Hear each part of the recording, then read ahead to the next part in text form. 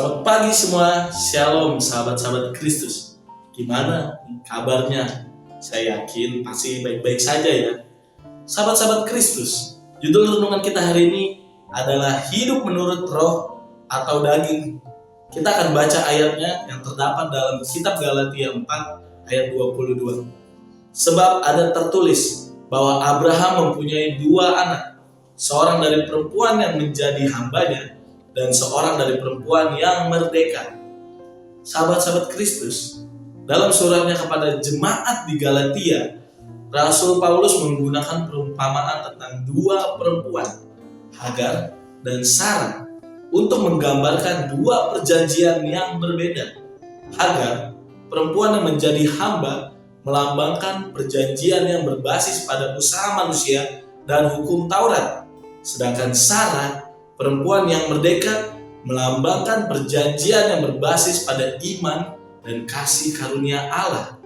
Sahabat-sahabat Kristus, dalam kehidupan ini kita dihadapkan pada dua pilihan, menurut daging atau menurut roh.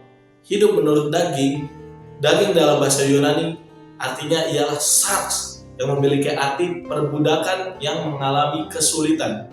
Hidup menurut daging seringkali tampak lebih mudah dan menyenangkan karena berfokus pada keinginan duniawi dan kepuasan sesaat. Namun pada akhirnya hidup dalam daging hanya akan membawa kita kepada perbudakan dosa dan kesulitan. Sebaliknya, hidup menurut roh adalah pilihan yang menuntut disiplin dan ketaatan kepada Allah. Ini bukan jalan yang mudah, karena seringkali kita harus menolak godaan duniawi dan meninggalkan cara-cara lama yang tidak sesuai dengan kehendaknya.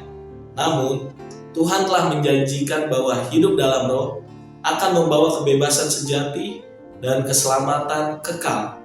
Sahabat-sahabat Kristus, Allah memberi kita kehendak bebas untuk memilih jalan hidup kita. Namun, sebagai orang percaya, kita dipanggil untuk hidup dalam roh dan menanggalkan cara hidup kita yang lama, yang tidak berkenan kepadanya. Meskipun sulit, Tuhan menyertai dan menolong kita dalam perjalanan ini. Jika kita setia dan taat kepadanya, maka kita akan menikmati janji kebebasan dan keselamatan dalam Kristus. Sahabat-sahabat Kristus, marilah kita merenungkan pilihan kita setiap hari. Apakah kita hidup menurut keinginan daging yang menjerat, atau kita hidup dalam pimpinan roh yang membebaskan? Pilihlah hidup dalam roh, karena di sanalah kita menemukan hidup yang sejati, penuh dengan damai sejahtera dan sukacita yang berasal dari Tuhan.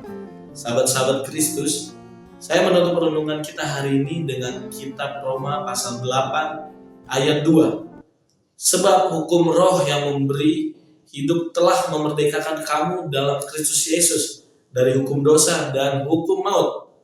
Sahabat-sahabat Kristus, mari kita bersatu di dalam doa. Ya Bapa yang penuh kasih, aku datang ke hadapan-Mu dengan hati yang rindu untuk hidup menurut roh-Mu. Kuatkanlah aku agar tidak terikat oleh keinginan daging, tetapi dipenuhi oleh kehendak-Mu yang kudus. Aku serahkan hidupku ke dalam tangan-Mu. Ajarilah aku untuk hidup bukan menurut daging, tetapi menurut roh yang memuliakan nama-Mu. Dalam nama Yesus Kristus, Tuhan dan Juru Selamatku, aku berdoa dan berserah. Amin.